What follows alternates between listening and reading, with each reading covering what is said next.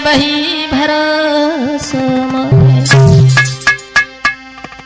आइए ये होली आपके समक्ष लेकर के चल रहे हैं दोस्तों।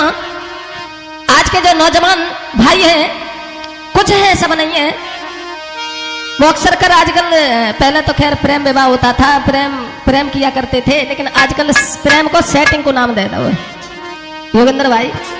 लड़का आजकल सेटिंग बहुत करते हैं और सेटिंग करने के संग संग चैटिंग बहुत करते हैं फोन पे। ना है तो महाराज बिना सेटिंग के काम ही ना है, कोई जुड़िया ही ना है। हाँ अच्छा, हाँ तो ऐसा ही एक लड़का रहा है तो बाकी सेटिंग को हटो से ब्याह होगा वो तो सेटिंग तो फोन में हुए महाराज। हाँ हाँ, सेटिंग कई तरीका की होती है, लेकिन आजकल लड़के ने मतलब कि अफेयर को सेटिंग को नाम दे दो। जब महाराज जुड़ा हो जाए तो सेटिंग तो फिर कहिए। हाँ हाँ हाँ, तो एक लड़का दूसरे लड़का समझाए कि बोलो भैया हम कहा बताएं, पहले कुछ और था अब कुछ और है। एक दिन जब हमने बात से बात करी तो वह हमसे इठलाई गई, बोली ना जैसे पहले बोला करती थी। तो हमने बस एक दिन कही है, भैया जानू तो बिना न जाता भूली गई सब बात, जानू तो बिना न जाता भूली गई सब बात, जानू तो बिना न जाता भूली गई सब बात, जानू तो बिना न जाता भूली गई सब बात।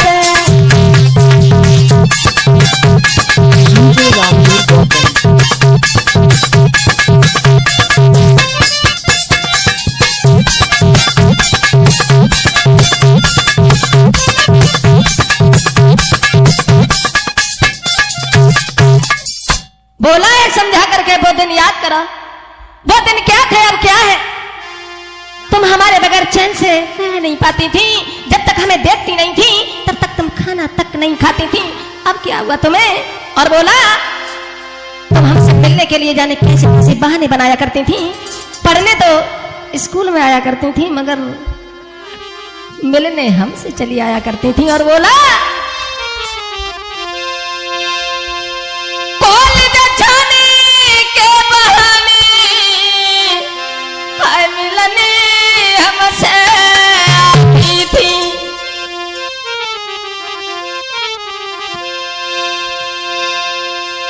हमें बिना देखे जानू न खाना तक खाती थी, लेकिन अब हमने तो परोई देखो तो ठिलिया पे ठाड़ी थी, क्या रोज पड़ा के खाती भूली गई मेरी बात, रोज पड़ा के खाती भूली गई सब बात।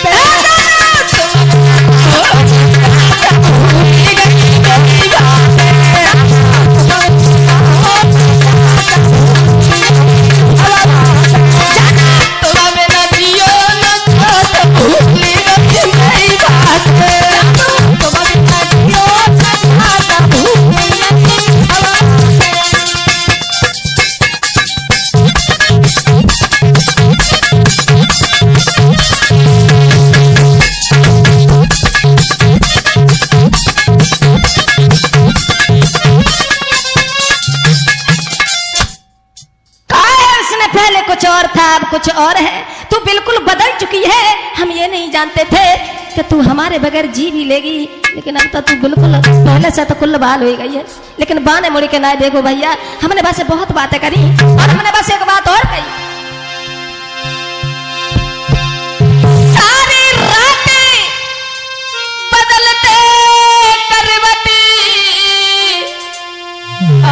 नींद नहीं आती थी, तेरी याद में हमें रात रात भर नींद नहीं आती थी, मगर वीडियो कॉल पे बातें करते हर रात गुजर जाती थी।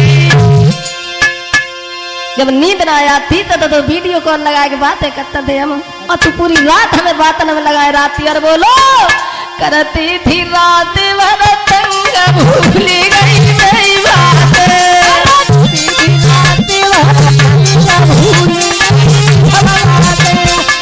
ए जाना तुम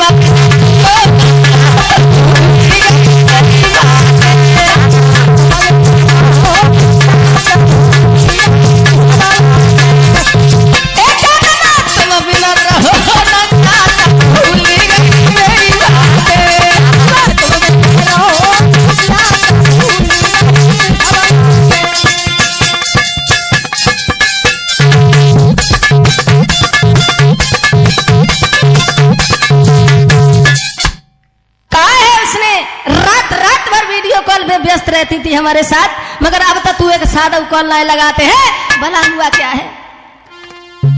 हमें जब लगाते हैं तो कोई दूसरों मिलेगा वो हाँ होएगा होएगा। न, वैसे तू हमें धोखा ना देती, ऐसा हम कहाँ समझते थे कि तू हमें धोखा दे करके चली जाएगी।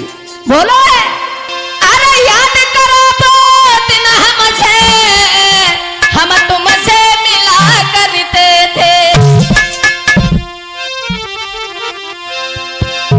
मोहब्बत की बातें संग बैठ किया करते थे, तो हम पार्क में बुला लेते लोहिया वाले में। अब पूरा पूरा दिन ऐसा ही निकल जाता। तू अपने बालों को मेरे मुख पे डाल दिया करती थी, फिर हम तुझसे और तू हमसे बातें किया करती थी, वो दिन याद कर। लेकिन अब का मिलो दूसरो यार